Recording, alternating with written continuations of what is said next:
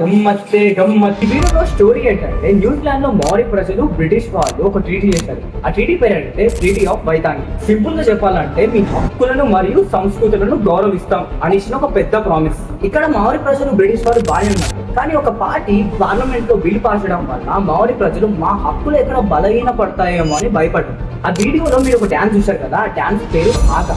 ఆమె పేరు హానా రైవతే మైపతే క్లర్కే.